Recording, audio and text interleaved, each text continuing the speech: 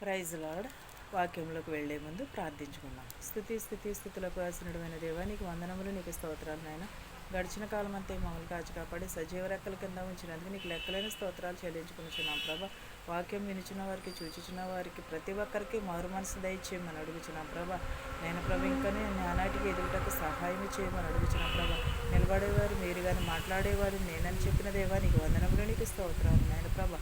వాక్యము విని నా చేత ఏమో మాట్లాడాలనిపించుకుంటున్నావో ప్రభా, అదే మాట్లాడమని అడుగుచున్నాను తండ్రి. ఆమేన్. నిర్గమాకాండము 33:17 చూద్దామండి. నిర్గమాకాండము 33:17. కాగా యెహోవా, నీవు చెప్పిన మాట చొప్పున చేసేదను. నీ మీద నాకు కటాక్షము కలిగినది, నీ పేరును బట్టి నిన్ను ఎరుగుదినని మోషేతో చెప్పగా. ఏంటదండి? మనను బట్టి దేవునికి ఏమని? కాగా యెహోవా, నీవు చెప్పిన మాట చొప్పున చేసేదను, నీ మీద నాకు కటాక్షము కలిగి ఉన్నది. ఏమి కలిగి ఉన్నది? దేవుని మీద మనకి కటాక్షము కలిగి ఉన్నదని చెప్పుచున్నాడు. దేవుడు తన ప్రజలకు తోడుగా ఉంటానని అన్నాడు. ఈ మాట సెలవిచ్చాను. ఏ మాట? నా మీద నీ కటాక్షము కలిగి ఉన్నదని మాట దేవుడు చెప్పుచున్నాడు. దేవుడు కటాక్షము లేకపోతే మనం ఏమి కూడా చేయలేము. దేవుడికి మనము చేయగలిగింది ఏంటది? మన హృదయమును ఇమ్మని అడిగాడు. ధనమును ధాన్యమును అడగలేదు దేవుడు, మన హృదయమును మాత్రమే అడిగాడు. నీ మీద దేవునికి కటాక్షము కలిగినదా లేదా అనేది మనం ఎప్పుడైనా పరిశీలన చేసుకుంటున్నామా? నీ మీద దేవునికి కటాక్షము కలిగితే జరుగు కార్యములు మరెన్నో కార్యములు జరుగుతాయి. దేవుడు మన మీద కటాక్షం ఉంటే మనకి ఎన్నో కార్యములు జరుగుతాయి. అవి ఏమనగా అది మంచి అవ్వచ్చు, చెడు అవ్వచ్చు. కానీ చెడు అయితే మాత్రం చేసేవాడు మాత్రము కాదు, ఎంత మాత్రము కూడా మంచి చేసేవాడు. చాలా కటాక్షములు ఉంటాయి దేవుడు మన ఎడల. ఆదికాండము 19:19 చూద్దామండి. ఇదిగో నీ కటాక్షము నీ దాసుని మీద వచ్చినది, నా ప్రకారము రక్షించుట వలన నీవు నా ఎడల కరుణ చూపిన నీ కృపను గణపరిచితివి. నేను ఆ పర్వతమునకు తప్పించుకుని పోలేను. ఈ కీడు నాకు సంభవించి చచ్చిపోదునేమో. ఏంటదండి?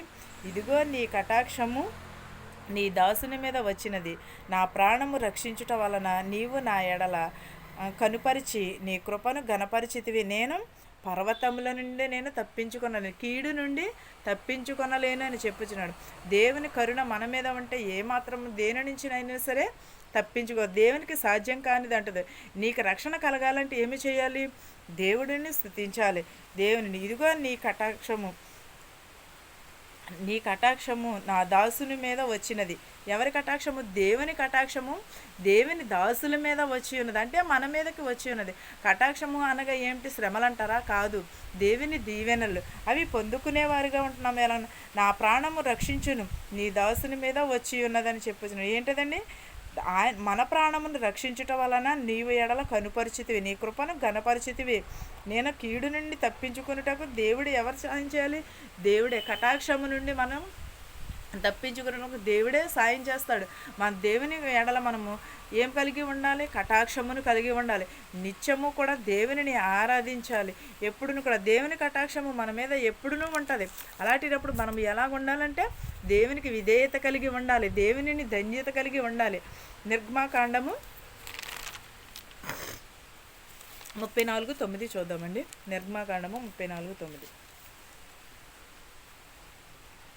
ప్రభువా, నా మీద నీ కటాక్షము కలిగిన ఎడల నా మనవి ఆలకించుము. దయచేసి నా ప్రభువు మా మధ్యను ఉండి మాతో కూడా రావలెను. మీరు లోబడినల్లని ప్రజలు మా దోషము పాపము క్షమించి మమ్మును నీ స్వచ్ఛముగా చేసుకునుము అనెను. ఏంటదండి? ప్రభువా, నా మీద నీ కటాక్షము కలిగి ఉండిన ఎడల. ఎవరి మీద ఉండాలండి? మన మీద. దేవుని కటాక్షము మన మీద ఎప్పుడును కూడా ఉండాలని దేవునిని అడగాలి. ఎప్పుడును కూడా దేవునిని స్తుతించాలి. ప్రభువా, నా మీద నీ కటాక్షము కలిగిన ఎడల నా మనవి ఆలకించుము.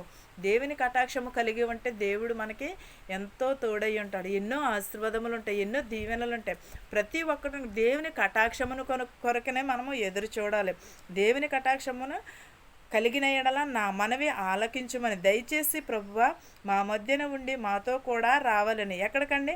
ప్రభు మన మధ్య నుండి మనతో కూడా రావాలని. మీరు లోబడనల్లని ప్రజలు మా దోషములను పాపములను క్షమించి మమ్మును నీ స్వార్థముగా చేసుకునెను. ఎలాగా? మన పాపములను క్షమించి మనలను ఆయన నిస్వార్థమునుగా చేసుకునేను. ఎప్పుడును కూడా మనం ఎప్పుడు దీవెనల కోసమే ఎదురు చూస్తాం. ఎస్తేరు దీవింపబడినట్టు నీ కుటుంబము నీవును కూడా దీవింపబడాలి. ఎస్తేరు వంటి ఆశీర్వాదములు కావాలనుకుంటున్నాము, కానీ ఏం చేస్తున్నాము? మనము దేవుని ఎడల మనం ఎలా ఉన్నాము? ఆయన కరుణ కటాక్షము ఎప్పుడును కూడా మనకి ఉన్నది. మనం ఎప్పుడును కూడా ఆయన కరుణ కటాక్షము కొరకు మన పాప జీవితమును విడిచిపెట్టాలి, అబద్ధపు జీవితమును విడిచిపెట్టాలి. ప్రతి ఒక్కటిని కూడా దేవునికి లోబడి ఉండాలి. ఈ వాక్యమును మీకును మాకును మనందరికీ తోడయుండును గాక. ఆమెన్. ప్రార్థించుకుందాం. స్తుతులకు ఆసీనుడైన దేవానికి వందనములు, నీకు స్తోత్రాలు నాయన ప్రభ. దయగల మా తండ్రి, కృపగల దేవానికి లెక్కలేని స్తోత్రాలు చెల్లించుకునిచున్నాను ప్రభ. గడిచిన కాలమంతా మమ్మల్ని కాచి కాపాడి సజీవ రెక్కల కింద ఉంచినందుకు నీకు వందనములు నాయన. మా శత్రువుల్ని మిత్రువుల్ని దీవించమని అడుగుచున్నాం ప్రభ. ధనుకులనేమి భేదలనేమి దీవించమని అడుగుచున్నాం ప్రభ.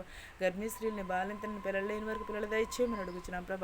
ప్రతి ఒక్కరి కుటుంబంలో శాంతిని సమాధానమును దయచేయమని అడుగుచున్నాం ప్రభ. మారు మనసు దయచే, విరిగి నలిగిన మనసు దయచేయమని అడుగుచున్నాం ప్రభ. ప్రతి ఒక్కరికి రక్షణ దయచేయమని అడుగుచున్నాం ప్రభ. ప్రతి ఒక్కరి కుటుంబంలో శాంతిని సమాధానమును దయచేయమని అడుగుచున్నాం ప్రభ. ప్రతి ఒక్కరి కుటుంబంలో కనికరమును దయను దయచేయమని అడుగుచున్నాము నాయన ప్రభ. ఎవరెవరింట్లో అయితే ఏ శోధనలు ఉన్నాయో మాకు తెలియదు, నీకు తెలుసు నాయన ప్రభ. వారి శోధనలు తీసివేయి, వారి వేదనలు తీసివేయమని అడుగుచున్నాం ప్రభ. నీ మెండైన దీవెనలు ప్రతి ఒక్క కుటుంబము పైన ఉంచమని అడుగుచున్నాం ప్రభ. చదువుకున్న బిడ్డల నుండి యవనస్తులనేంటి ప్రతి ఒక్కరిని దీవించి ఆశీర్వదించమని అడుగుచున్నాను ప్రభ. నా ప్రార్థనను నీ పాద సన్నిధికి చేర్చుకోమని అడుగుచున్నాను తండ్రి. ఆమెన్. పరలోకమందున మా తండ్రి, నీ నామం పరిశుద్ధపరచబడును గాక, నీ రాజ్యం వచ్చును గాక, నీ చిత్తము పరలోకమందు భూవేందు నెరవేరినట్లును మా అనుదినాహారము నేడు మాకు దయచేయము. మా రుణస్తులను మేము క్షమించిన ప్రకారం మా రుణములను క్షమించము. దుష్టు నుండి, శోధన నుండి, కీడు నుండి తప్పించమని అడుగుచున్నాను తండ్రి. ఆమెన్. అందరికీ వందనాలండి.